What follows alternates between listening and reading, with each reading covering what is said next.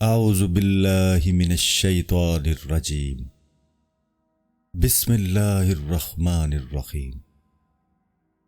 اللہم صلی علی سیدنا و مولانا محمد وعلی آل سیدنا و مولانا محمد وبارک وسلم۔ چھٹی اصل گوشہ نشینی کے آداب میں۔ اے عزیز جان کہ اس بات میں علماء کا اختلاف ہے کہ گوشہ نشینی بہتر ہے یا لوگوں سے ملے جلے رہنا۔ حضرت سفیان ثوری، حضرت ابراہیم ادم، حضرت داؤد طائی، حضرت فضیل بن عیاض، حضرت ابراہیم خواص، حضرت یوسف اسبات، حضرت حذیفہ مرشی، حضرت بشر خافی اور دیگر بہت سے اصحاب ورائے تقویٰ کا مذہب یہ ہے کہ عزلت و گوشہ نشینی لوگوں کے ساتھ میل جول سے بہتر ہے۔ اس کے برعکس علماء ظاہر کے ایک گروہ کا مذہب ہے کہ لوگوں سے محض عالطت اور ملے جلے رہنا افضل و بہتر ہے۔ امیر المومنین حضرت عمر رضی اللہ تعالیٰ عنہ فرماتے ہیں، گوشہ نشینی سے اپنا حصہ لے لو۔ حضرت ابن سیرین رحمۃ اللہ علیہ فرماتے ہیں، گوشہ نشینی عبادت ہے۔ ایک شخص نے حضرت داؤد طائی رحمۃ اللہ علیہ سے عرض کیا، مجھے کچھ نصیحت فرمائے۔ فرمایا، دنیا سے روزہ رکھ اور موت تک یہ روزہ نہ کھول، اور لوگوں سے اس طرح بھاگ جس طرح درندے سے بھاگتا ہے۔ حضرت امام حسن بصری رحمۃ اللہ علیہ فرماتے ہیں کہ تورات میں ہے، جب آدمی نے قناعت اختیار کر لی تو بے پرواہ ہو گیا، جب گوشہ نشینی اختیار کی تو سلامتی میں ہو گیا، جب خواہش نفسانی کو پامال کر ڈالا تو آزاد ہو گیا، جب حسد سے کنارہ کش ہو گیا تو مردوں والا کام کیا، اور جب صبر کا دامن تھام لیا تو اپنے مقصد کو پا لیا۔ حضرت وہب بن الورد فرماتے ہیں، حکمت و دانائی کے 10 حصے ہیں، 9 خاموشی میں ہیں اور 1 گوشہ نشینی میں۔ حضرت ربی بن خسیم اور حضرت ابراہیم نخوی رحمۃ اللہ علیہما نے کہا ہے، علم سیکھ اور لوگوں سے گوشہ نشینی اختیار کر۔ حضرت مالک بن انس رضی اللہ عنہ بھائیوں کی زیارت، بیماروں کی عیادت اور جنازہ کے ساتھ جایا کرتے تھے، پھر ان میں سے ایک ایک چیز سے کنارہ کش ہو کر گوشہ نشین ہو گئے۔ حضرت فضیل رحمۃ اللہ علیہ فرماتے ہیں، میں اس شخص کا احسان مند ہوں گا جو میرے پاس سے گزرے اور مجھے سلام نہ کرے، اور جب بیمار پڑوں تو میری بیمار پرسی کو نہ آئے۔ حضرت سعد بن وقاص اور حضرت سعد بن سعید رضی اللہ عنہما اکابر صحابہ میں سے تھے، مدینہ منورہ کے قریب مقام عقیق میں رہتے تھے۔ یہ دونوں حضرات کسی بھی کام کے لیے لوگوں کے اجتماع میں نہ آتے، یہاں تک کہ اسی جگہ انتقال فرمایا۔ ایک امیر شخص نے حضرت خاتم اسم رحمۃ اللہ علیہ سے کہا، کچھ ضرورت و حاجت ہے؟ فرمایا، ہاں۔ دریافت کیا کہ کیا حاجت ہے؟ فرمایا، یہ کہ نہ تو مجھے دیکھے اور نہ میں تجھے دیکھوں۔ ایک آدمی نے حضرت سہل بن عبداللہ تستری رحمۃ اللہ علیہ سے عرض کیا، میں چاہتا ہوں کہ ہم دونوں میں صحبت و مجلس رہا کرے۔ فرمایا، ہم میں سے جب ایک فوت ہو جائے گا تو دوسرا کس سے صحبت اختیار کرے گا؟ اس نے کہا، خدا تعالیٰ سے۔ فرمایا، تو اب بھی خدا تعالیٰ ہی سے صحبت و سنگت رکھنا چاہیے۔ اے عزیز، اس مسئلہ میں ویسا ہی اختلاف ہے جیسا نکاح میں کہ کرنا بہتر ہے یا نہ کرنا۔ حقیقت یہ ہے کہ بندے کے حال کے مطابق حکم بھی بدلتا ہے، کیونکہ ایک شخص ایسا ہوتا ہے جس کے لیے گوشہ نشینی بہتر ہوتی ہے، اور ایک وہ ہوتا ہے جس کے لیے میل جول بہتر ہے۔ اور جب تک گوشہ نشینی کے فوائد اور اس کی آفات اور نقصانات تفصیل سے بیان نہ کیے جائیں، اس وقت تک اس حکم کی صحیح حقیقت واضح نہیں ہو سکتی۔ گوشہ نشینی کے فوائد۔ اے عزیز، گوشہ نشینی کے 6 فائدے ہیں۔ پہلا فائدہ، ذکر و فکر کے لیے فراغت، کیونکہ خدا تعالیٰ کا ذکر اور اس کی عجیب و غریب صنعتوں اور زمین و آسمان کی کائنات میں غور و فکر کرنا، نیز دنیا و آخرت میں خدا تعالیٰ کے اسرار و رموز سے آگاہ ہونا افضل ترین عبادت ہے۔ بلکہ اعلیٰ ترین درجہ یہ ہے کہ بندہ اپنے آپ کو خدا تعالیٰ کی ذات میں مستغرق رکھے، کیونکہ جو کچھ خدا تعالیٰ سے سوا ہے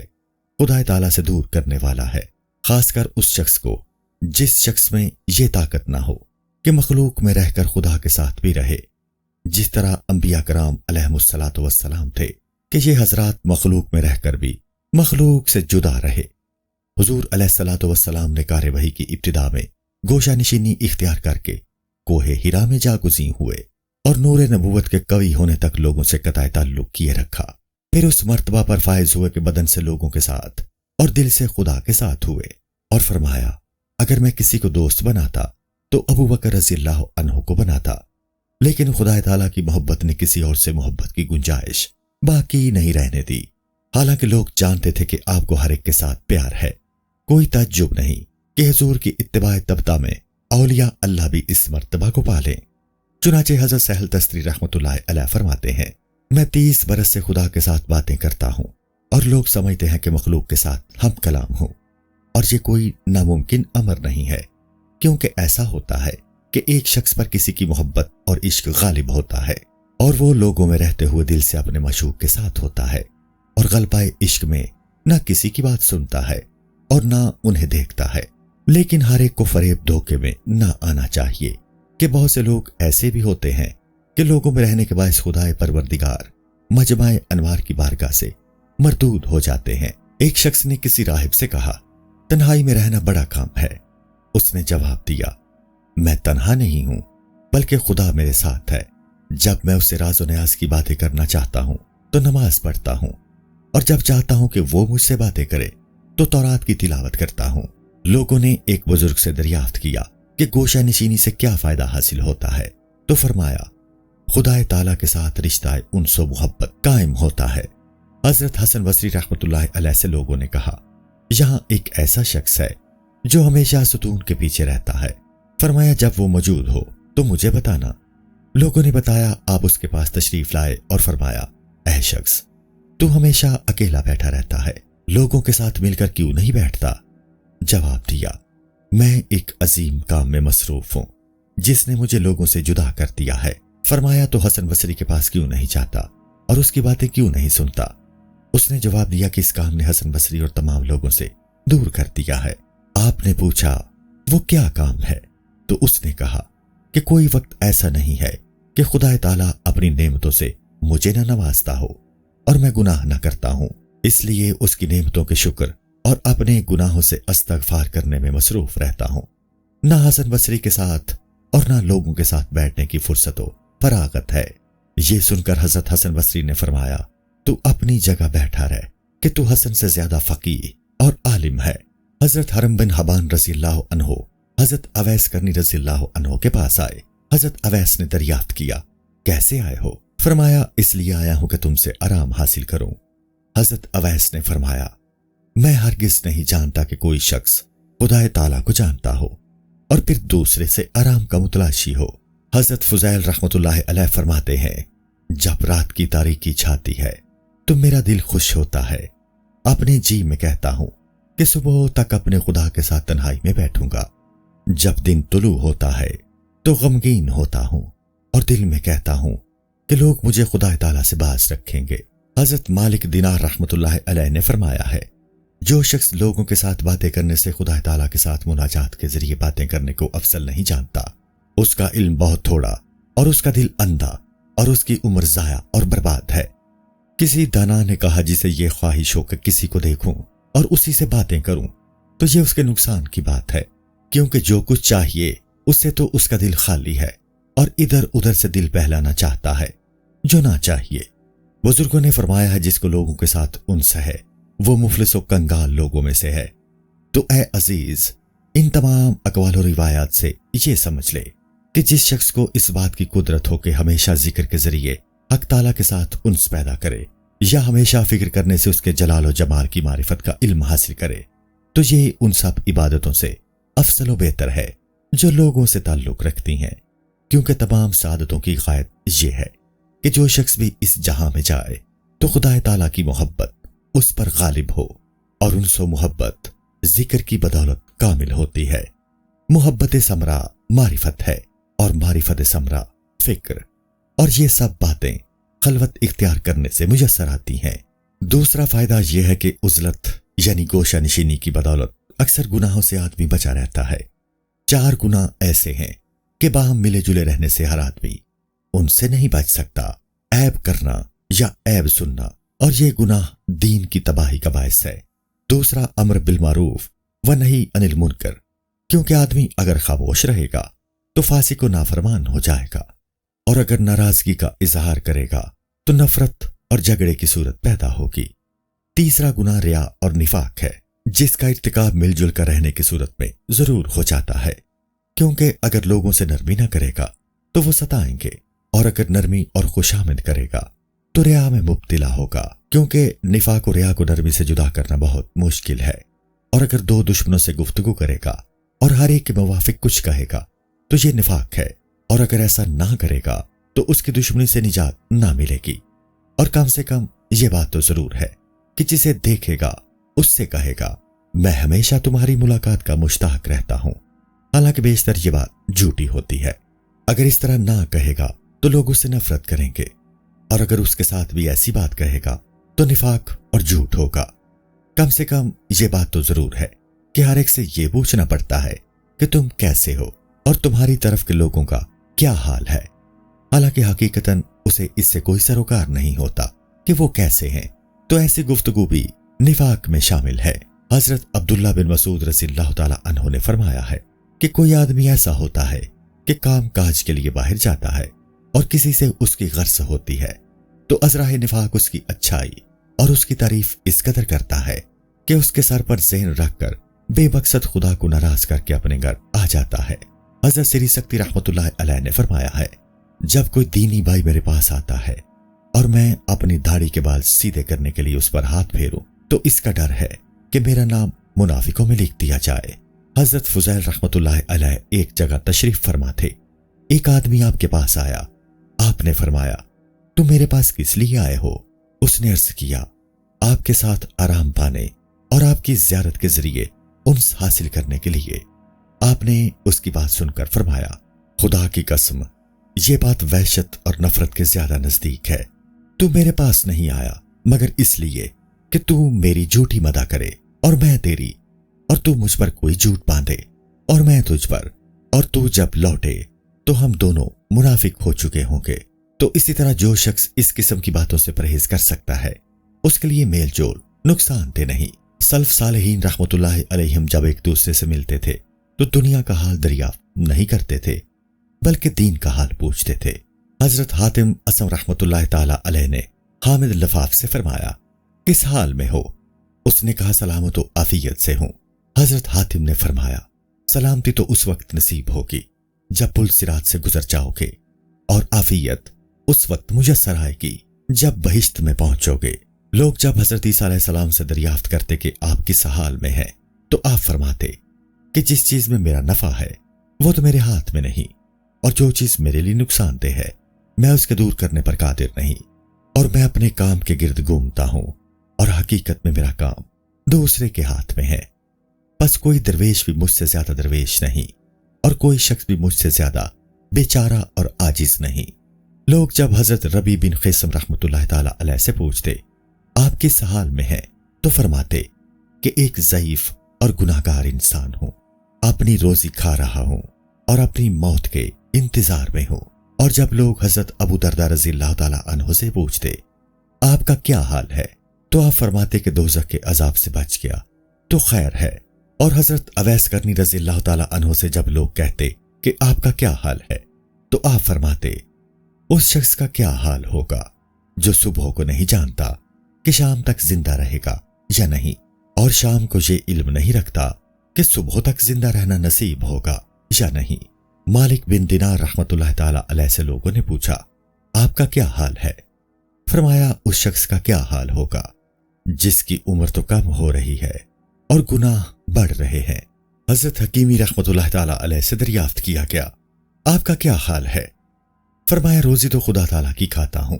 اور فرما برداری اس کے دشمن ابلیس کی کرتا ہوں۔ لوگوں نے حضرت محمد بن واسع رحمت اللہ تعالی علیہ سے کہا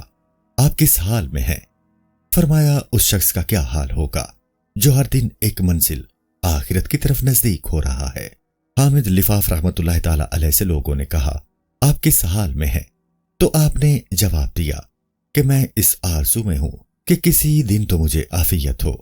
لوگوں نے کہا آپ آرام اور عافیت میں نہیں ہیں تو آپ نے فرمایا آرام اور عافیت وہ ہوتا ہے جو معصیت اور نافرمانی کے قریب نہ جائے۔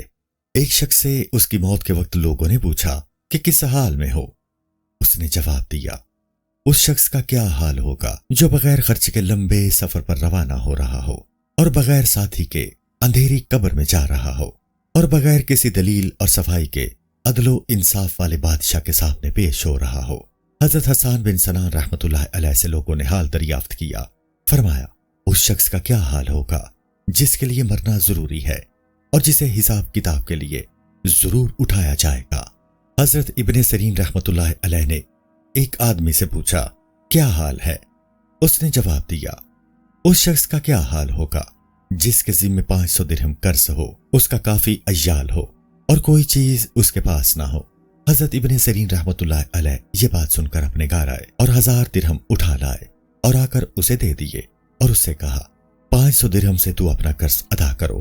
اور 500 درہم اپنے عیال کے خرچ کے لیے رکھو۔ اس کے بعد ابن سیرین فرماتے ہیں کہ میں نے اپنے دل میں عہد کیا کہ آئندہ کسی کا حال دریافت نہیں کروں گا۔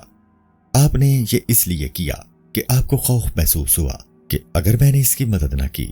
تو پوچھنے میں منافق شمار ہوں گا۔ کئی بزرگ فرماتے ہیں کہ ہم نے ایسے کئی لوگوں کو دیکھا جو ایک دوسرے کو ہرگز سلام نہ کرتے تھے اور اگر ایک دوسرے کو کوئی حکم دیتا تو جو کچھ اس کے پاس ہوتا سب اسے دے ڈالتا، اور اب ایسے لوگ پیدا ہو چکے ہیں کہ ایک دوسرے کی زیارت کرتے ہیں اور اسے مرغی خانے کا حال پوچھتے ہیں اور وہ جرت کر کے ضرورت کے تحت 4 آنے مانگ لے تو صاف انکار کر جاتے ہیں، اور یہ کھلا ہوا نفاق ہے۔ جب لوگوں کی حالت یہ ہو چکی ہے تو جو آدمی ان سے میل جول رکھتا ہے اگر وہ اس نفاق اور جھوٹ میں ان کی موافقت کرتا ہے تو وہ بھی اس نفاق اور جھوٹ میں ان کی موافقت کرتا ہے، اور اگر مخالفت کرتا ہے تو اس کے دشمن ہو جاتے ہیں اور اسے نفرت کرتے ہیں اور سب اس کی غیبت میں مصروف ہو جاتے ہیں، تو اس کا دین ان کی وجہ سے تباہ ہوتا ہے اور ان کا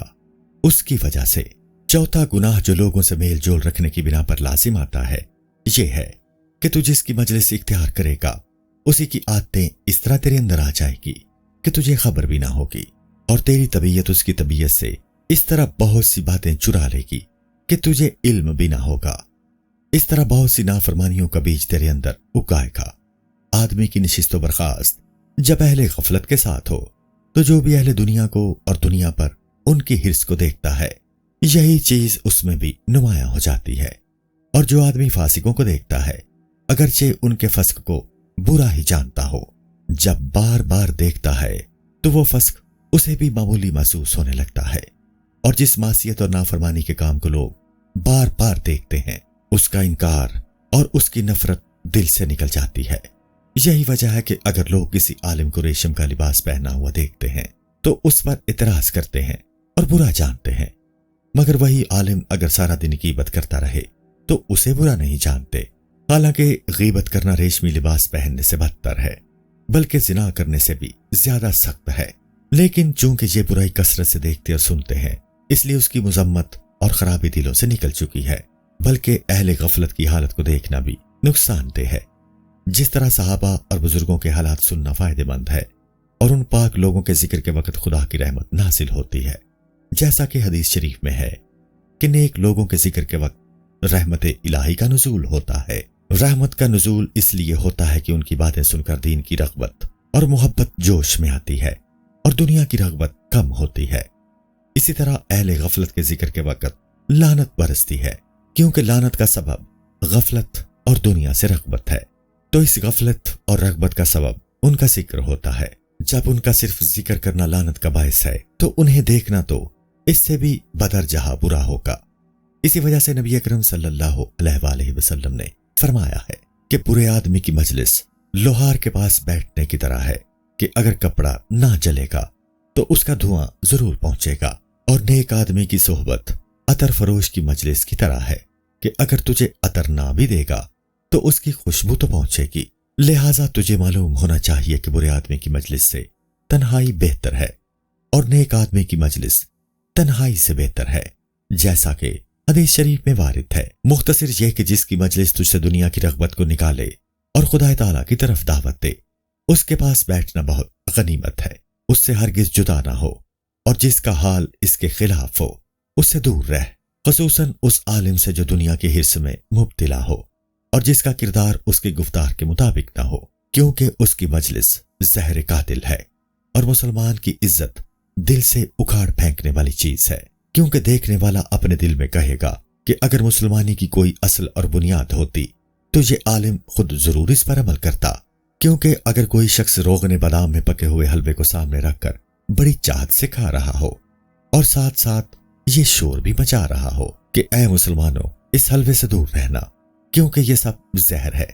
تو کوئی شخص بھی اس کی بات پر اعتبار نہ کرے گا، اور اس کا بڑی چاہت سے اسے کھانا اس بات کی دلیل ہوگی کہ اس میں کوئی زہر نہیں ہے۔ بہت سے لوگ ایسے ہوتے ہیں کہ حرام کھانے اور گناہ کرنے کی پہلے جرت نہیں کرتے،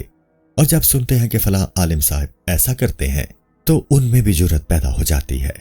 یہی وجہ ہے کہ عالم کی غلطی بیان کرنا دو وجہ سے حرام ہے، ایک تو اس لیے کہ یہ غیبت ہے، دوسرے اس لیے کہ لوگوں میں جرت پیدا ہوگی اور وہ اسے دلیل بنا کر اس کی پیروی کریں گے، اور شیطان بھی اس کی مدد کے لیے اٹھ کھڑا ہوگا اور اس سے کہے گا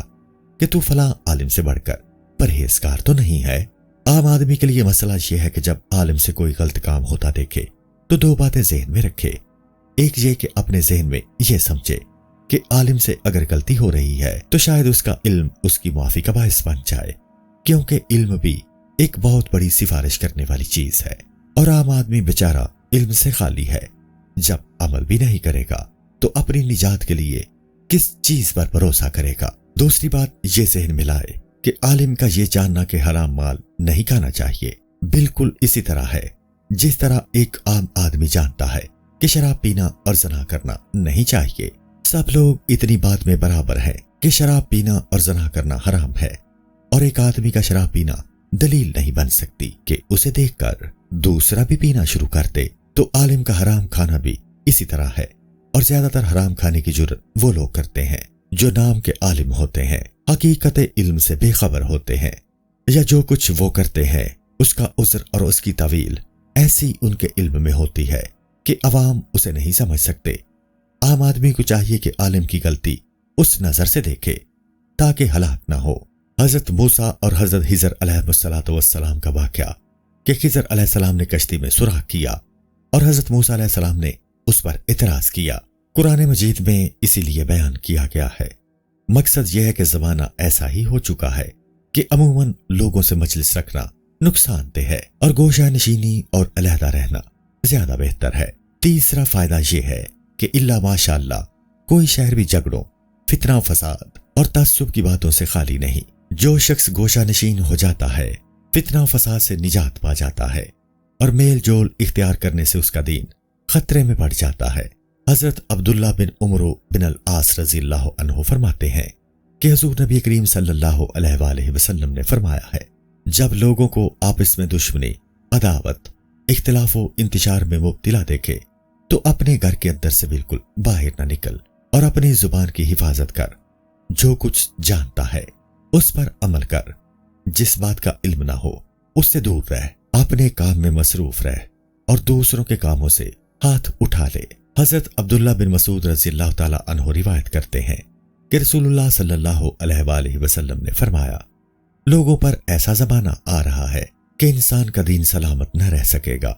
مگر اس صورت میں کہ ایک جگہ سے دوسری جگہ بھاگے، اور ایک پہاڑ سے دوسرے پہاڑ کی طرف، اور ایک سوراخ سے دوسرے سوراخ کی طرف،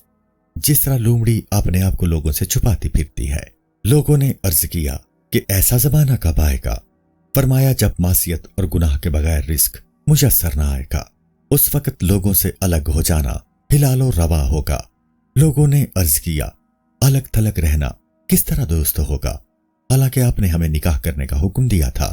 فرمایا اس زمانے میں مرد کی ہلاکت اس کے ماں باپ کے ہاتھ میں ہوگی، اور اگر وہ مر چکے ہوں گے تو پھر اس کی ہلاکت و بربادی اس کی اولاد اور بیوی کے ہاتھ میں ہوگی، اور اگر وہ بھی نہ ہو تو اس کے خویش و اقارب اسے ہلاکت میں مبتلا کریں گے۔ لوگوں نے کہا کس طرح؟ فرمایا اس کی تنگ دستی اور درویشی پر اسے لعنت ملامت کریں گے، اور جس چیز کی اس میں طاقت نہ ہوگی اس کا مطالبہ اس سے کریں گے،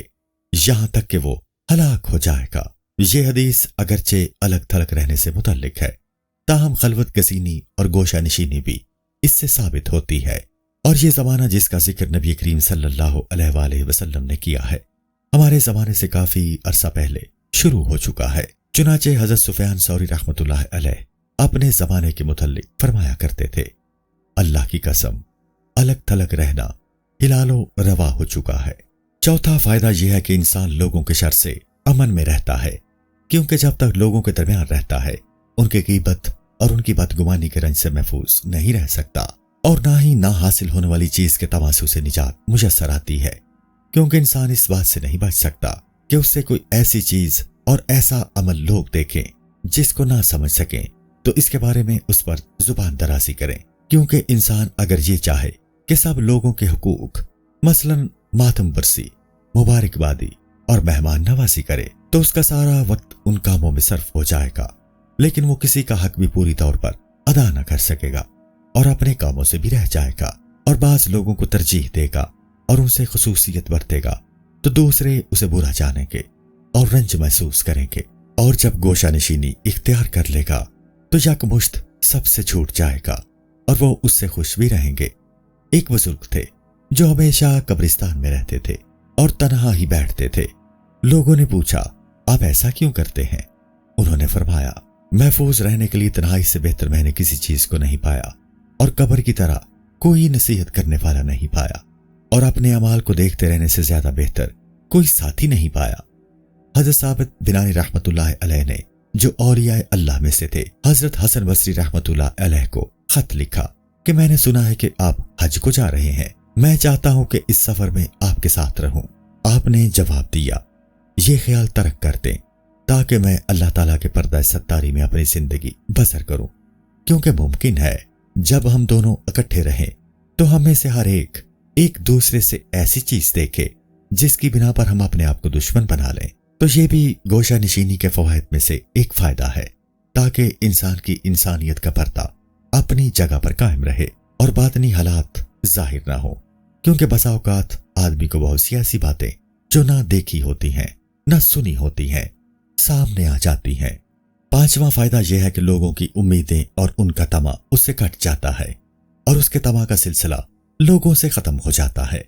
اور دونوں طرف کے طمع اور امیدوں سے بہت سی نافرمانیاں اور تکلیف دہ چیزیں پیدا ہوتی ہیں، کیونکہ بندہ جب دنیا داروں کو دیکھتا ہے تو اس میں حرص پیدا ہوتی ہے، حرص سے طمع پیدا ہوتا ہے، اور طمع سے ذلت و خواری حاصل ہوتی ہے۔ اسی لیے خدا تعالیٰ نے فرمایا ہے، نہ کھول اپنی دونوں آنکھیں اس کی طرف جو قسم قسم کا سامان ہم نے منکر لوگوں کو دے رکھا ہے۔ تو اللہ تعالیٰ نے رسول اللہ صلی اللہ علیہ وآلہ وسلم سے فرمایا کہ آپ ان لوگوں کی خوشنما دنیا کی طرف نہ دیکھیں، کیونکہ در حقیقت یہ دنیا ان کے لیے فتنہ ہے۔ حضور نبی اکرم صلی اللہ علیہ وآلہ وسلم نے فرمایا ہے، جو شخص دنیا کے ساز و سامان میں تم سے بڑھ کر ہو اس کی طرف نہ دیکھو، کیونکہ اس طرح جو نعمتیں اللہ تعالیٰ نے تم کو دے رکھی ہیں تمہاری نگاہ میں حقیر ہو جائیں گی، اور جو شخص مالدار لوگوں کی نعمتوں کی طرف دیکھتا اس کے حاصل کرنے کی فکر میں پڑ جاتا ہے، لیکن حاصل نہیں کر سکتا مگر اپنی آخرت کا نقصان کر بیٹھتا ہے اور ان نعمتوں کو حاصل کرنے کی کوشش نہیں کرتا، تو صبر کی مشقت میں مبتلا ہوتا ہے، اور صبر کی مشقت برداشت کرنا بھی بڑی مشکل بات ہوتی ہے۔ چھٹا فائدہ یہ ہے کہ ناپسندیدہ اور احمق لوگوں اور ان کو دیکھنے سے جن سے طبیعت نفرت کرتی ہے بچا رہتا ہے۔ حضرت آمش رحمت اللہ علیہ سے لوگوں نے کہا، آپ کی آنکھ میں کیوں خلل واقع ہو چکا ہے؟ فرمایا کہ میں نے اپنی آنکھ کو ناپسندیدہ لوگوں کو دیکھنے سے بچایا ہوا ہے۔ مشہور حکیم جالینوس کا قول ہے کہ جس طرح جسم کو بخار ہوتا ہے روح کو بھی بخار ہوتا ہے، اور روح کا بخار ناپسندیدہ لوگوں کو دیکھنا ہے۔ امام شافعی رحمت اللہ علیہ فرماتے ہیں کہ میں جب بھی کسی ناپسندیدہ آدمی کے پاس بیٹھا اس سے میں نے اس آدمی سے بھی زیادہ پسندیدہ باتیں دیکھی، اور یہ فائدہ اگرچہ دنیا سے تعلق رکھتا ہے تاہم دین بھی اس سے کسی حد تک وابستہ ہے، کیونکہ جب وہ ایسے آدمی کو دیکھے گا جسے دیکھنا اس کو اچھا نہیں لگتا تو زبان یا دل سے اس کی غیبت کے گناہ میں مبتلا ہوگا، اور جب گوشہ نشین رہے گا تو سب باتوں سے محفوظ رہے گا۔ یہ ہیں گوشہ نشینی کے فوائد۔ گوشہ نشینی کی افات۔ جاننا چاہیے کہ بعض دینی اور دنیاوی مقاصد ایسے ہیں جو دوسروں کے بغیر حاصل نہیں ہو سکتے، اور میل جول کے بغیر انسان انہیں حاصل نہیں کر سکتا، اور گوشہ نشین ہونے کی صورت میں وہ مقاصد فوت ہو جاتے ہیں، اور ان کا فوت ہونا بندے کے لیے آفت اور نقصان دہ چیز ہے۔ ان آفات کی تعداد بھی 6 ہے۔ پہلی آفت یہ ہے کہ آدمی علم سیکھنے اور سکھانے سے محروم رہتا ہے۔ جان لو کہ جو شخص وہ علم بھی نہ سیکھے جو فرض ہے اور گوشہ نشینی اختیار کر لے تو ایسی گوشہ نشینی حرام ہے، اور اگر اتنا علم سیکھ چکا ہے جو فرض ہے اور باقی علم نہیں سیکھ سکتا تو نہ ان کے سمجھنے کی اس میں استعداد ہے، تو ایسا شخص اگر عبادت کے لیے گوشہ نشینی اختیار کرے تو جائز ہے، اور اگر وہ ایسا آدمی ہے کہ شریعت کے تمام علوم سکھا سکتا ہے تو اس کے لیے گوشہ نشینی اختیار کرنا عظیم خسارہ ہے، کیونکہ جو شخص علم حاصل کرنے سے پہلے گوشہ نشینی اختیار کرتا ہے اس کا زیادہ وقت خواب و خیال اور بیکار اور فضول تفکرات میں ضائع ہو جاتا ہے، اور اگر ہر روز اور ہمیشہ عبادت میں مشغول رہے گا، جب علم میں پختہ نہیں ہوگا تو غرور اور تکبر سے خالی نہ رہ سکے گا، اور جو چیزیں عقیدے میں منع اور گناہ ہیں ان سے بھی خالی نہ رہ سکے گا، اور اس کے دل میں خدا تعالیٰ کی شان کے متعلق بہت سے ایسے خیالات گزرتے رہیں گے جو کفر یا بدعت ہوں گے، اور وہ جانتا بھی نہ ہوگا۔ مختصر بات یہ ہے کہ گوشہ نشینی علماء کو اختیار کرنی چاہیے، نہ کہ عوام کو، کیونکہ عوام بیمار کی طرح ہیں، اور بیمار کے لیے نہیں چاہیے کہ طبیب سے دور بھاگ جائے، کیونکہ جب وہ اپنا علاج خود کرنے بیٹھے گا تو اپنے آپ کو بہت جلد ہلاک کر ڈالے گا، اور دینی تعلیم دینے کا درجہ بہت زیادہ ہے، کیونکہ حضرت عیسیٰ علیہ السلام فرماتے ہیں جو شخص عالم ہو اور اس پر عمل کرتا ہو اور دوسروں کو بھی علم سکھاتا ہو اسے آسمانوں کے اندر بڑے آدمی کے نام سے یاد کرتے ہیں، اور تعلیم اسی وقت دی جا سکتی ہے جبکہ گوشہ نشینی سے دور ہو، اور دینی تعلیم دینے کا درجہ بہت زیادہ ہے، کیونکہ حضرت عیسیٰ علیہ السلام فرماتے ہیں جو شخص عالم ہو اور اس پر عمل کرتا ہو اور دوسروں کو بھی علم سکھاتا ہو اسے آسمانوں کے اندر بڑے آدمی کے نام سے یاد کرتے ہیں، اور تعلیم اسی وقت دی جا سکتی ہے جبکہ گوشہ نشینی سے دور رہے، لہٰذا دین کی تعلیم دینا گوشہ نشینی سے بہتر ہے، بشرطے کہ اس کی اور سیکھنے والے کی نیت دین ہو، نہ کہ مرتبے اور مال کی چاہت، اور چاہیے کہ وہ علم سکھائے جو دین میں نفع مند ہو، اور اس علم کو پہلے سکھائے جو زیادہ ضروری ہو۔ مثال کے طور پر جب طہارت کے مسائل بیان کرنا شروع کرے تو یہ بتائے کہ کپڑوں کو تو پاک رکھنا مختصر اور آسان بات ہے، اس طرح طہارت سے اصل مقصود دوسری چیز ہے، اور وہ آنکھ، کان، زبان اور تمام اعضاء کو گناہوں سے پاک رکھنا ہے، اور اس کی تفصیل بیان کرے اور اس پر عمل کی تاکید کرے، اور اگر پڑھنے والا اس پر عمل نہیں کرتا بلکہ اس سے آگے علم کی تلاش کرتا ہے تو اس کا مقصود مرتبے کا حصول ہے، اور جب اس طہارت کے بیان سے فارغ ہو جائے تو کہے کہ اس سے مقصود ایک دوسری طہارت ہے جو اس سے بھی بلند ہے، اور وہ دل کو دنیا اور خدا تعالیٰ کے ماں سوا ہر چیز کی دوستی سے پاک کرنا ہے، اور لا الہ الا اللہ کی حقیقت یہی ہے کہ خدا تعالیٰ کے سوا کوئی چیز اس کا معبود نہ رہے، اور جو شخص اپنی خواہش میں گرفتار ہے اور اپنی خواہش کو اپنا خدا بنایا ہوا ہے، ایسا شخص کلمہ لا الہ الا اللہ کی حقیقت سے محروم ہے، اور انسان خواہش سے کٹ جانے کا طریقہ نہیں پہچان سکتا جب تک کہ اس مضمون کو نہ پڑھے جو ہم نے مہلکات یعنی تباہ کرنے والے اعمال اور منجیات یعنی نجات دینے والے اعمال کے باب میں بیان کیا ہے، اور اس کا جاننا سب لوگوں پر فرض عین ہے، اور جو طالب علم اس علم سے فارغ ہونے سے پہلے حیض اور طلاق، خراج، زمین کا مالیہ، فتویٰ اور جھگڑے کا علم حاصل کرتا ہے، یا مذہب کے اختلافات، یا علم کلام، یا علم جدل و مناظرہ حاصل کرتا ہے، یا معتزلہ اور کرامیہ فرقوں کے عقائد کا علم حاصل کرتا ہے، یا معتزلہ اور کرامیہ فرقوں کے عقائد کا علم حاصل ہوتا ہے، تو جان لو کہ وہ مرتبے اور مال کا طالب ہے، نہ کہ دین کا،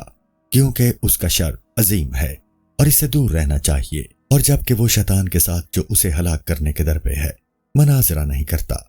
اور اپنے نفس کے ساتھ جو اس کا بدترین دشمن ہے نہیں جھگڑتا، اور چاہتا ہے کہ امام شافعی اور امام ابو حنیفہ وغیرہ سے جھگڑتا رہے، تو یہ اس بات کی دلیل ہے کہ شیطان نے اس پر پورا قبضہ کر لیا ہے اور اس پر ہنستا ہے، اور جو عادتیں اس کے اندر ہیں جیسے حسد، تکبر، ریا، اپنے آپ کو اچھا جاننا، دنیا کی دوستی اور مرتبے و مال کی حرص، تو یہ سب پلیدی اور نجاست ہے جو اس کی ہلاکت کا سبب ہے۔ جب اپنے دل کو اس سے پاک نہیں کرتا تو اس کے لیے نکاح کے فتووں، طلاق، سلم اور اجارہ کے مسائل میں مصروف ہونا کب درست ہے؟ اور اگر کوئی شخص ان میں غلطی کر بیٹھے تو اس سے زیادہ کچھ نہیں ہے کہ 2 نیکیوں میں سے ایک کا مستحق ہوگا، کیونکہ رسول اللہ صلی اللہ علیہ وآلہ وسلم نے فرمایا ہے جس نے اجتہاد کیا اور درستی پر قائم رہا اس کے لیے 2 درجے ثواب ہے، اور اگر غلطی واقع ہو گئی تو 1 درجہ ثواب ہے۔ بس اگر امام شافعی یا امام ابو حنیفہ کا مذہب اختیار کرے تو اس کا یہی فائدہ ہے کہ مسائل سے آگاہ ہو جائے گا، اور جب ان مذکورہ بری صفات کو اپنے آپ سے دور نہ کرے تو اس کا نتیجہ یہ ہوگا کہ اس کا دین ہی ضائع ہو جائے گا۔ اور زمانے کا حال کچھ اس طرح کا ہو چکا ہے کہ بڑے سے بڑے شہر میں سے بھی 1 یا 2 آدمیوں سے زیادہ ایسے اشخاص نہیں ملیں گے جو اس طرح کا علم حاصل کرنے کی چاہت رکھتے ہوں۔ اس لیے مدرس کے لیے بھی گوشہ نشینی ہی بہتر ہے، کیونکہ جو شخص ایسے آدمی کو علم سکھاتا ہے جو دنیا حاصل کرنا چاہتا ہو، تو اس کی مثال ایسی ہے جیسے کوئی شخص ایسے آدمی کے پاس تلوار فروخت کرے جو ڈاکہ زنی کرنا چاہتا ہو۔ اور اگر علم سکھانے والا یہ کہے کہ شاید کسی دن ایسا شاگرد دین کی خدمت کا ارادہ بھی کرے، تو یہ اس طرح ہے کہ تلوار فروخت کرنے والا یہ خیال کرے کہ شاید یہ ڈاکو کسی دن ڈاکے سے اور چوری سے توبہ کر لے اور کافروں سے جہاد شروع کر دے۔ اور اگر وہ استاد یہ تعویل کرے کہ تلوار تو توبہ نہیں سکھاتی اور علم توبہ سکھاتا ہے اور خدا تعالیٰ تک پہنچ سکتا ہے، تو یہ بھی غلط ہے، کیونکہ فتویٰ جات، جھگڑے کی باتوں کا علم اور علم کلام اور نحو لغت کا علم بھی کسی کو خدا تک نہیں پہنچاتا، کیونکہ ان علوم میں سے کسی علم میں بھی دین کی رغبت اور حرص و چاہت نہیں پائی جاتی، بلکہ ان علوم میں سے ہر ایک علم کے ذریعے دل میں حسد، فخر، تکبر اور تعصب کی تخم ریزی ہوتی ہے، اور یہی چیزیں دل میں پرورش پاتی ہیں۔ سننا اور ہے، دیکھنا اور ہے۔ تم مشاہدہ کر لو کہ جو لوگ ان علوم میں مشغول ہوتے ہیں وہ کس حال میں زندہ رہتے ہیں اور کس حال میں مرتے ہیں، اور جو علم آخرت کے سامان کی تیاری کی دعوت دیتا اور دنیا سے ہٹاتا ہے، وہ علم حدیث و تفسیر ہے، اور وہ علم ہے جس کا ذکر ہم نے باب مہلکات اور منجیات میں کیا ہے۔ تو لازماً اسی علم کی طرف توجہ مبذول کرنی چاہیے جو ہر شخص کو متاثر کرتا ہے، الا ماشاءاللہ۔ وہ لوگ متاثر نہیں ہوتے جن کے دل بہت سخت ہو چکے ہوتے ہیں، اور جو شخص اس علم کو جس کا ہم نے ذکر کیا ہے تو اس سے گوشہ نشینی اختیار کرنا کبیرہ گناہ ہے۔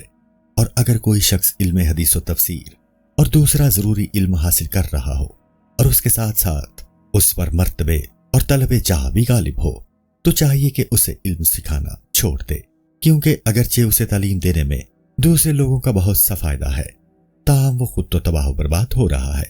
اور دوسروں کی خاطر اپنے آپ کو ہلاک کر رہا ہے۔ اسی بنا پر حضور علیہ الصلوۃ والسلام نے فرمایا ہے کہ خدا تعالیٰ اپنے دین کی ان لوگوں سے مدد کرائے گا جن کا خود اس میں سے کچھ حصہ نہ ہوگا۔ ایسے شخص کی مثال چراغ کی سی ہے کہ گھر تو اس سے روشن ہوتا ہے اور وہ خود جل رہا اور کم ہو رہا ہے۔ اور اسی بنا پر حضرت خانی رحمت اللہ علیہ نے حدیث کی کتابوں کے ساتھ دفتر جو آپ نے سنے ہوئے تھے خاک میں دفن کر دیے اور حدیث روایت کرنا چھوڑ دی، اور فرمایا کہ میں اس لیے حدیث کی روایت کرنا ترک کر رہا ہوں کہ اس کی خواہش اپنے اندر پاتا ہوں۔ اگر خاموشی کی چاہت پاتا تو حدیث روایت کرنا ترک نہ کرتا۔ بزرگوں نے اس طرح فرمایا ہے کہ حدیث بیان کی ہم سے دنیا کے بابوں میں سے ایک باب ہے۔ جو بھی حدثنا کے الفاظ کہنا پسند کرتا ہے وہ دراصل یہ چاہتا ہے کہ لوگ اسے اپنے آگے بٹھائیں اور عزت کریں۔ حضرت علی رضی اللہ تعالیٰ عنہ ایک آدمی کے پاس سے گزرے جو کرسی پر بیٹھا ہوا تھا۔ فرمایا یہ شخص دراصل یہ چاہتا ہے کہ لوگ اسے پہچانیں اور اس کی شخصیت کو دیکھیں۔ ایک شخص نے حضرت عمر رضی اللہ تعالیٰ عنہ سے ہر روز نماز صبح کے بعد لوگوں کو واعظ و نصیحت کرنے کی اجازت چاہی۔ آپ نے اسے اجازت نہ دی۔ اس شخص نے کہا، آپ واعظ و نصیحت سے روکتے ہیں؟ فرمایا ہاں، کیونکہ مجھے ڈر ہے کہ اس طرح تو تکبر و غرور میں مبتلا ہو جائے اور اپنے آپ کو تخت الثری میں گرا دے۔ حضرت رابعہ بصری رضی اللہ عنہا نے حضرت سفیان ثوری سے فرمایا، تم اچھے آدمی ہو بشرطے کہ دنیا کو دوست نہ رکھو۔ فرمایا وہ کس طرح؟ تو انہوں نے کہا، اس لیے کہ تم حدیث روایت کرنے کو پسند کرتے ہو۔ حضرت ابو سلیمان خطابی فرماتے ہیں، جو شخص یہ چاہے کہ تمہارے ساتھ مجلس کرے اور تم سے علم حاصل کرے تو اس زمانے میں ایسے لوگوں سے بھی بچو اور دور رہو، کیونکہ ان لوگوں کے پاس نہ تو ضرورت کے مطابق مال ہوتا ہے اور نہ کوئی دوسری اچھائی۔ ایسے لوگ بظاہر دوست ہوتے ہیں کیونکہ اندر سے دشمن ہوتے ہیں، سامنے صفت و ثنا کرتے ہیں مگر پیٹھ پیچھے غیبت اور برائی کرتے ہیں۔ یہ سب لوگ منافقت، نکتہ چینی اور مکر و فریب سے بھرے ہوتے ہیں۔ ان لوگوں کی غرض یہ ہوتی ہے کہ تجھے اپنے برے مقاصد کے لیے سیڑھی بنائیں اور استعمال کریں۔ تجھے اپنی خواہشات کی تکمیل میں اپنا ٹٹو بنانا چاہتے ہیں تاکہ تو ان کے لیے برے مقاصد کے لیے شہر میں گھومتا پھرے، اور جب وہ تیرے پاس آتے ہیں تو اس کا بڑا احسان جتلاتے ہیں مگر حقیقت میں ان کا مقصد یہ ہوتا ہے کہ تو اپنی عزت، اپنا مرتبہ اور اپنا مال ان پر قربان کر دے، اس کے بدلے کہ وہ تیرے پاس آئے ہیں، اور وہ یہ بھی چاہتے ہیں کہ اپنے حقوق اور اپنے رشتہ داروں اور تعلق داروں کے حقوق کو ادا کرے۔ یہ لوگ دراصل تجھے بے وقوف بناتے ہیں اور یہ بھی چاہتے ہیں کہ تو ان کے دشمنوں کے ساتھ بد مزاجی سے پیش آئے، اور اگر کسی وقت تو ان کی بات نہ مانے اور ان کی رائے کے خلاف کرے تو پھر دیکھ کہ کس طرح تجھ پر اور تیرے علم پر نکتہ چینی کرتے ہیں اور کس طرح تجھ سے اپنی دشمنی ظاہر کرتے ہیں۔ صورتحال کچھ ایسی ہی ہے جیسا کہ انہوں نے فرمایا کہ آج کل کے شاگرد استادوں کو مفت ہی قبول نہیں کرتے، پہلے تجھ سے یہ مطالبہ کرتے ہیں کہ تو ان کا وظیفہ جاری کرائے۔ مدرس بیچارہ اس کی طاقت نہیں رکھتا کہ شاگرد کو نظر انداز کرے، اس کا اصل مقصد یہ ہوتا ہے کہ اپنے آپ کو لوگوں کے سامنے باعزت انسان ظاہر کرے، اور ان کا وظیفہ جاری نہیں کرا سکتا جب تک ظالموں کی خدمت اور ان کے سامنے دین میں سستی نہ دکھائے اور ان کے سامنے اپنے دین کو برباد نہ کرے، اور پھر شاگردوں سے خود کسی قسم کا مطالبہ نہ کرے۔ تو جو مدرس تعلیم دے سکتا ہے اور ان آفات سے بھی دور رہ سکتا ہے تو اس کے لیے تعلیم دینے کا کام گوشہ نشینی سے بہتر ہے۔ عام آدمی کے لیے یہ حکم ہے کہ جس عالم کو دیکھے کہ مجلس میں بیٹھتا ہے اور درس و تدریس کرتا ہے، اس کے بارے میں برا گمان نہ کرے کہ شاید یہ مال و جاہ حاصل کرنے کے لیے ایسا کر رہا ہے، بلکہ نیک گمان کرے کہ یہ خدا کے لیے کرتا ہے، کیونکہ یہ اس کی ذمہ داری ہے کہ اس کے بارے میں اچھا گمان ہی رکھے، اور جب باطن میں پلیتی ہو تو نیک گمان کی کوئی جگہ نہیں ہوتی، کیونکہ وہ دوسروں کو بھی اپنے اوپر ہی قیاس کرتا ہے۔ یہ باتیں اس لیے بیان کی ہیں تاکہ عالم اپنی شرط کو پہچانے اور عام آدمی اپنی حماقت کے باعث کوئی بہانہ نہ تراشے اور علماء کی عزت میں کوتاہی نہ کرے،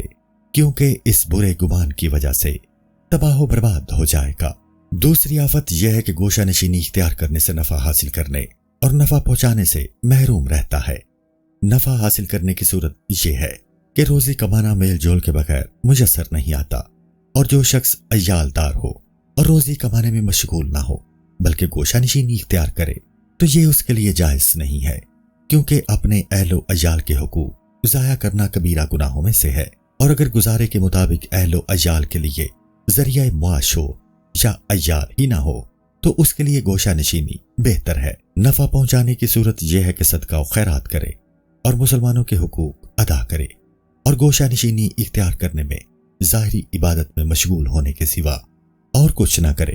تو حلال روزی کمانا اور صدقہ و خیرات کرنا اس کے لیے گوشہ نشینی سے بہتر ہے، اور اس کے باطن میں خدا تعالیٰ کی معرفت کا راستہ کشادہ ہو چکا ہے، اور خدا سے مناجات کرنے میں اسے انس و محبت پیدا ہوتی ہے، تو یہ بات صدقہ و خیرات سے بہتر ہے، کیونکہ تمام عبادتوں سے اصل مقصود یہی ہے۔ تیسری آفت یہ ہے کہ لوگوں کے اخلاق و عادات اور ان کے سلوک پر صبر کرنے کے باعث جو ریاضت اور مجاہدہ کرنا پڑتا ہے اس سے محروم رہ جاتا ہے، اور یہ بہت بڑا فائدہ ہے ہر اس شخص کے لیے جس نے ابھی ریاضت نفس مکمل نہ کر لی ہو، کیونکہ نیک خلق تمام عبادات کی اصل ہے، اور یہ میل جول کے بغیر پیدا نہیں ہو سکتی، کیونکہ اچھی خو اور عادت اس کا نام ہے کہ لوگوں کی تکلیف دہ باتوں پر صبر اور برداشت سے کام لے۔ صوفیہ کرام کے خادم اور درویش اسی نیت سے میل جول رکھتے ہیں تاکہ عوام سے اپنی حاجت بیان کر کے رونت اور تکبر کے بت کو توڑیں، اور صوفیہ کے لیے نان و نفقہ مہیا کر کے بخل کی زنجیر کو کاٹیں، اور لوگوں کی بدسلوکی برداشت کر کے اپنے آرام سے الگ رہیں، اور ان کی خدمت میں رہ کر برکت دعا اور ان کی توجہ سے حاصل کریں۔ پہلے وقتوں میں اول کام یہی ہوتا تھا، اگرچہ اب نہیں ہے،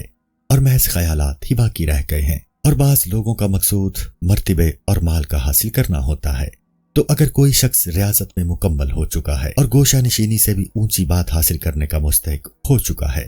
کیونکہ ریاضت کا یہ مقصد نہیں ہے کہ ہمیشہ تکلیف ہی اٹھاتا رہے،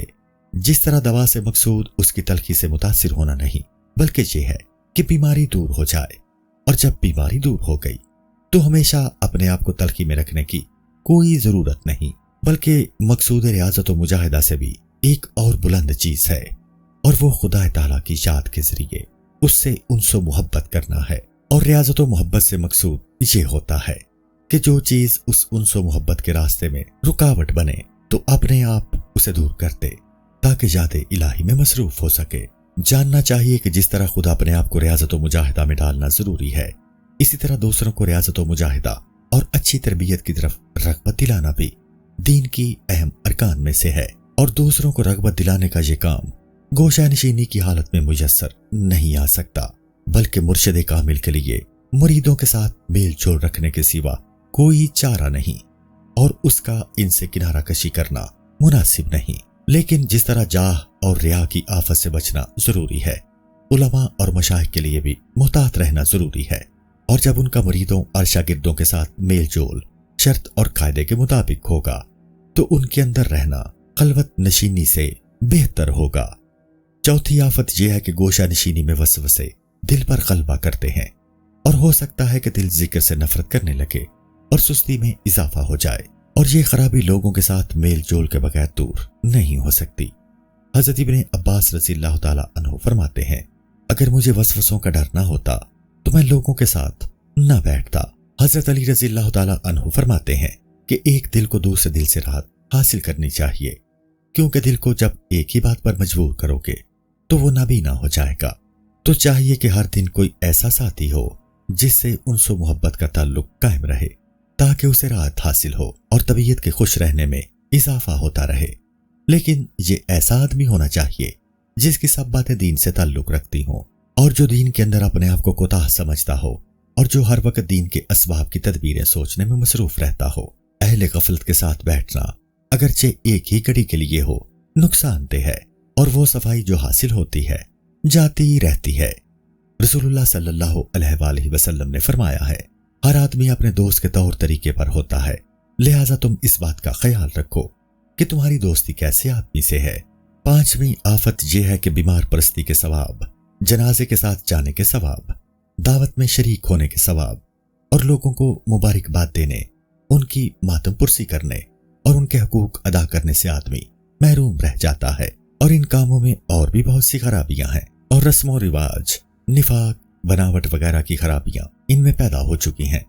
کچھ لوگ وہ ہوتے ہیں جو ان کاموں کی آفات سے اپنے آپ کو نہیں بچا سکتے، ایسے لوگوں کے لیے گوشہ نشینی بہتر ہے، اور بہت سے سلف صالحین نے ایسا ہی کیا ہے۔ یہ سب کچھ انہوں نے اپنی آخرت کی سلامتی کے لیے کیا ہے، کیونکہ انہیں سلامتی گوشہ نشینی میں ہی نظر آئی۔ چھٹی آفت یہ ہے کہ لوگوں کے ساتھ میل جول رکھے اور ان کے حقوق ادا کرنے میں ایک قسم کی تواضع انکساری پائی جاتی ہے، اور گوشہ نشینی میں تکبر بھی پیدا ہو سکتا ہے۔ عین ممکن ہے کہ گوشہ نشینی اختیار کرنے کا باعث تکبر اور سرداری کا خیال ہی ہو۔ ایسے شخص کی یہ خواہش بھی ہوتی ہے کہ وہ تو کسی کی زیارت اور ملاقات کو نہ جائے، لیکن لوگ اس کی زیارت اور ملاقات کو آئیں۔ حکایت منقول ہے کہ بنی اسرائیل میں ایک بہت بڑا دانا آدمی تھا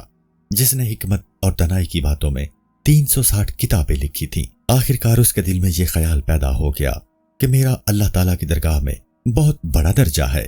اس زمانے کے پیغمبر پر اللہ تعالیٰ کی طرف سے وحی نازل ہوئی کہ اس سے کہہ دو کہ تو نے روئے زمین پر اپنی شہرت کروا دی ہے، میں تیری کسی بات کو بھی قبول نہیں کرتا۔ تو اس کے دل میں خدا کا خوف پیدا ہوا اور اس خیال سے توبہ کی اور ایک الگ کونے میں جا بیٹھا اور کہا، اب خدا تعالیٰ مجھ سے خوش ہو گیا۔ پھر وحی آئی کہ میں اس سے خوش نہیں ہوں۔ تو وہ خلوت خانے سے باہر آیا اور بازاروں میں جانا اور لوگوں سے میل جول کرنا شروع کیا، اور ان کے ساتھ نشست و برخاست اور کھانا پینا شروع کر دیا۔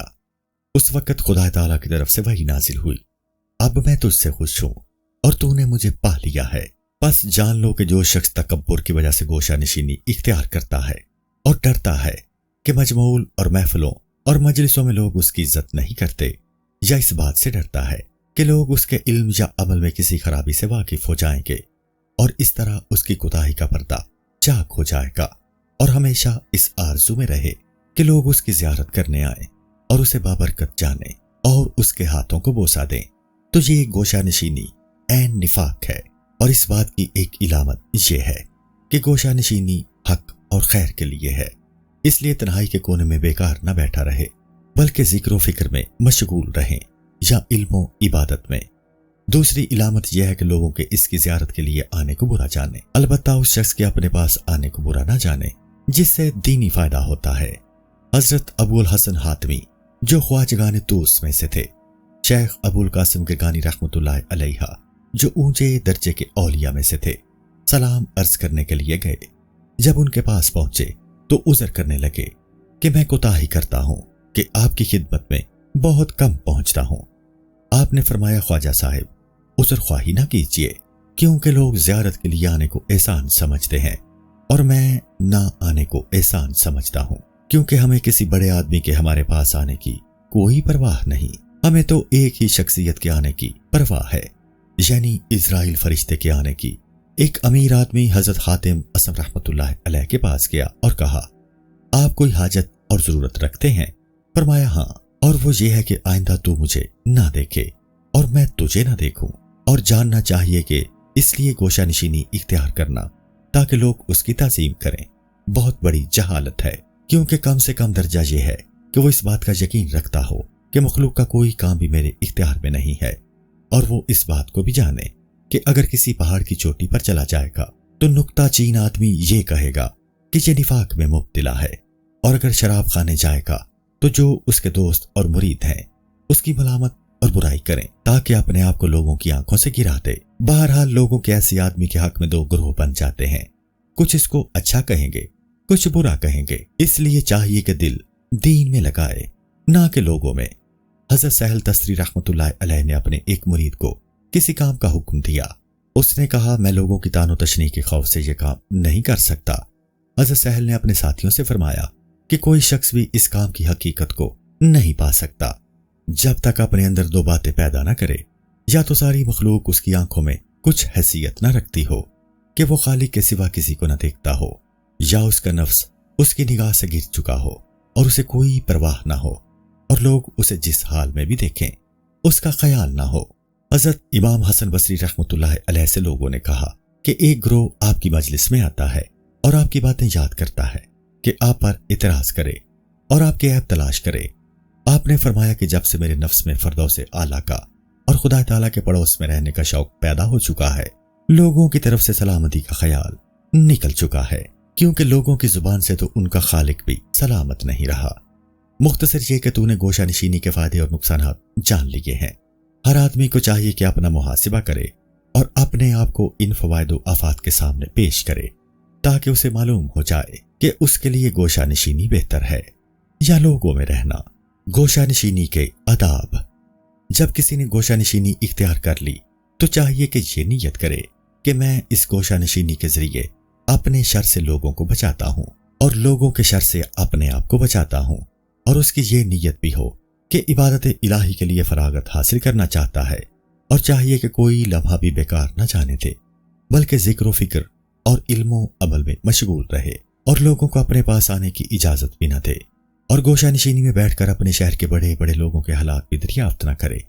کیونکہ جو چیز بھی وہ سنے گا اس کی تخم ریزی اس کے اپنے سینے میں بھی ہو جائے گی۔ اور چاہیے کہ خلوت کے درمیان سر اپنے سینے کی طرف رکھے، اور خلوت میں سب سے بڑا کام یہ ہے کہ نفسانی خیالات کو بالکل کاٹ کر رکھ دے تاکہ ذکر الہی نکھر جائے اور صاف ہو جائے، اور لوگوں کی باتیں اور حالات پوچھنا نفس کی باتوں کا ختم اور بیج ہے۔ اور چاہیے کہ گوشہ نشینی کی حالت میں مختصر خوراک اور معمولی لباس پر کفایت کرے، وگرنہ لوگوں کے میل جول سے بے نیاز نہیں ہو سکتا، اور چاہیے کہ ہمسایوں کے رنج اور تکلیف پر صبر و ضبط سے کام لے، اور اس کی جتنی بھی صفت یا مذمت کریں اس طرف کان نہ لگائے اور دل کو اس میں مبتلا نہ کرے، اور اگر اسے گوشہ نشینی کی حالت میں لوگ منافق اور ریاکار کہیں یا مخلص اور متواضع کہیں اور اسے متکبر اور مکار کہیں تو بھی ان باتوں پر کان نہ دھرے، کیونکہ ان باتوں میں پڑنا اپنے سارے قیمتی وقت کو برباد کرنا ہے، اور گوشہ نشینی سے مقصود یہ ہے کہ آخرت کے کاموں میں مشغول اور مستغرق رہے۔ السلام علیکم۔ پوری کتاب دیکھنے کے لیے ہمارے یوٹیوب چینل صوفی سما کی پلے لسٹ میں جائیں، یہاں آپ کو مختلف بزرگوں کی کتابیں ملیں گی، اور جو کتاب پوری نہ ہوئی اس پر کام تیزی سے ہو رہا ہے اور ریگولر بیسس پر اپلوڈ ہوتی رہتی ہیں۔ آپ سے گزارش ہے کہ آپ ہمارے یوٹیوب چینل کو سبسکرائب کر لیں اور بیل نوٹیفیکیشن پر کلک کر لیں تاکہ ہماری آنے والی کتابیں آپ کو ملتی رہیں۔ جزاک اللہ خیر۔